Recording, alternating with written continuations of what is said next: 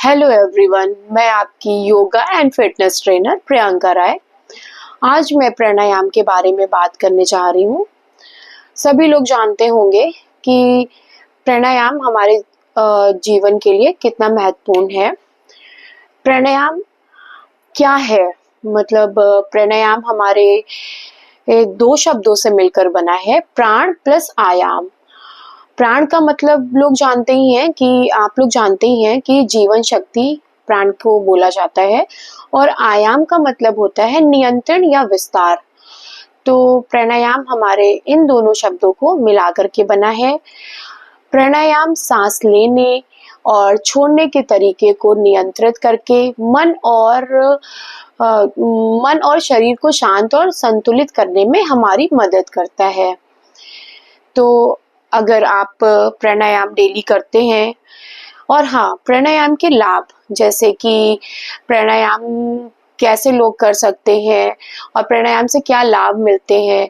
तो जिन लोगों को उच्च रक्तचाप की प्रॉब्लम होती है, तनाव की प्रॉब्लम होती है, जैसे हम कहेंगे कि लोगों को फेफड़ों में दिक्कतें होती हैं, और लोगों को पाचन शक्ति की प्रॉब्लम होती है, तो ये सब चीज़ों को सुधारने के लिए हम प्राणायाम करते हैं।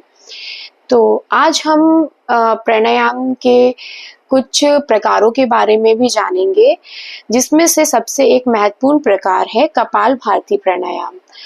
कपालभाति प्राणायाम अपने में ही एक संजीवनी प्राणायाम कहा जाता है, और कपालभाति प्राणायाम करने के लिए सभी लोगों को, मेरा मानना ये है कि आजकल के समय में सभी इंसान को, भले वो खाना खाएं चाहे ना खाएं, पर 5 मिनट कपालभाति प्राणायाम जरूर करें। तो जैसे कि मैं कपालभाति के बारे में बात कर रही हूँ, तो कपालभाति के बारे में भी आप लोग जान लीजिए कि कपालभाति भी 2 प्रकार के वर्ड्स को डिवाइड करके बना है, कपाल प्लस भाति।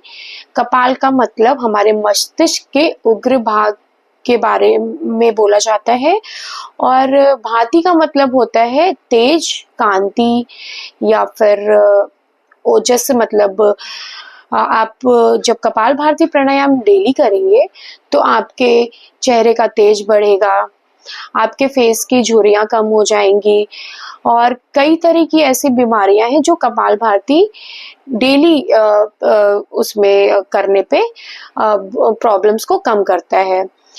तो आज हम कपालभाति प्राणायाम के बारे में जैसे कि बात कर रहे हैं। कपालभाति करते कैसे हैं? सबसे पहले हम सभी एक सुविधाजनक आसन में बैठ जाएंगे, जैसे कि आप सुख आसन लगा के बैठ गए, व्रज आसन में बैठ गए, या फिर आपने पद्मासन लगा लिया, या कुछ लोग ऐसे भी हैं जो नीचे बैठ के कोई भी आसन नहीं लगा सकते, जिनको घुटने की प्रॉब्लम है, तो वो इस आसन को चेयर पे बैठ के, बेड पे भी बैठ के कर सकते हैं। कपालभाति प्राणायाम करते कैसे हैं? कपालभाति प्राणायाम में हम सांस को पेट से अंदर लेंगे और नाक से तेजी से बाहर छोड़ेंगे। मुझे देखिएगा, ये प्रक्रिया थोड़ी तेज उसमें होती है, तेज करके ये एक तेज फ्लो में ही करते हैं। सांस अंदर लेंगे,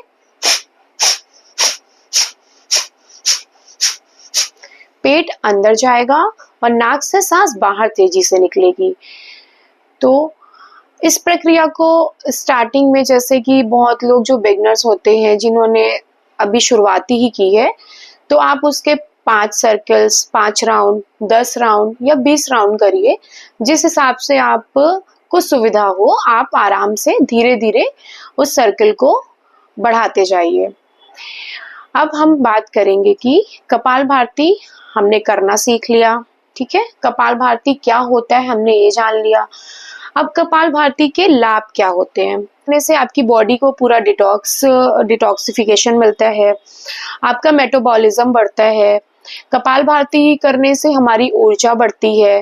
कपालभाति जो लोग करते हैं प्राणायाम, उन जिनको कब्ज की समस्या है, जिनको गैस की प्रॉब्लम है, जिनको ये डायबिटिक की प्रॉब्लम है, जिन्हें थायराइड है, उनको इस प्राणायाम से लाभ मिलता है।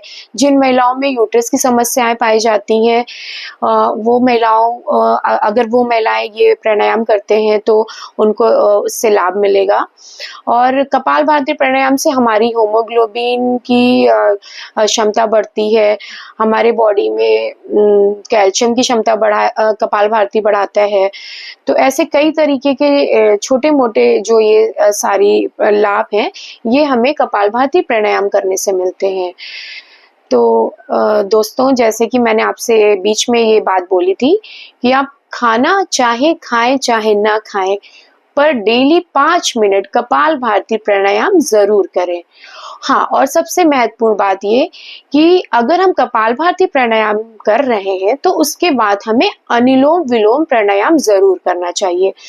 अनुलोम विलोम प्राणायाम कपालभाति के बाद अगर हम करते हैं तो इसका असर और ज्यादा हमें प्राप्त होता है। कपालभाति प्राणायाम कर रहे हैं तो हमें ध्यान कहाँ केंद्रित करना है? कपालभाति करते समय हमें अपने मूलाधार चक्र पे ध्यान केंद्रित करना है और सकारात्मक विचारों के साथ सांस को अंदर लेना है और बाहर छोड़ना है। अब आती है कपालभाति प्राणायाम के लाभ के बारे में